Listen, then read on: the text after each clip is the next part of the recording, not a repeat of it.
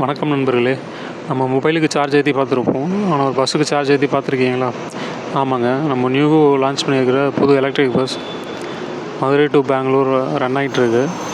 இப்போ தான் ரீசெண்டாக மதுரை டு பெங்களூர் ஆப்ரேட் பண்ணிகிட்ருக்காங்க. Fully electric sleeper coach. நான் அதில் தான் மதுரை டு பெங்களூர் ட்ராவல் பண்ணியிருந்தேன் ரீசெண்டாக. இன்டீரியர்லாம் பக்காவாக இருந்துச்சு. நல்ல ஸ்பேசியஸான பெர்த்து, ரொம்ப கம்ஃபர்டபுளாகவே இருந்துச்சு. Madurai to Bangalore overall 9 hours travel time வருது. நடுவில் சார்ஜுக்காக ரெஸ்ட்டு போடுவாங்க. ஒரு 1/2 hour சார்ஜ் ஆகும். சார்ஜ் பண்ணிவிட்டு பஸ் எடுத்துருவாங்க. இவங்களுக்குன்னு செப்பரேட்டாக சார்ஜிங் ஸ்டேஷன் இருக்குது. அங்கே மட்டும்தான் அவங்க ரெஸ்ட்டு போடுவாங்க. அங்கே ரெஸ்ட் ரூம்லாம் இருக்கும். நீட்டாக க்ளீனாகவே இருக்கும். நான் ட்ராவல் பண்ண பஸ்ஸில் ஸ்டாஃப்ஸ் எல்லாம் நல்லா கைண்ட்லியாக ஃப்ரெண்ட்லியாகவே இருந்தாங்க. பஸ் எலக்ட்ரிக் அப்படிங்கிறதுனால ஃபுல்லி ஆட்டோமேட்டட் ட்ரான்ஸ்மிஷன். ஸோ நம்மளுக்கு ஷேக் வைப்ரேஷன் அவ்வளோவா இருக்காது. ஸ்மூத்தாக தான் இருந்துச்சு ட்ராவல். மதுரை டு கோயம்புத்தூர் நியூவாக ஆப்ரேட் ஆகிட்டு இருந்தது. இப்போ மதுரை டு பெங்களூருக்கும் சர்வீஸ் கொடுத்துருக்காங்க.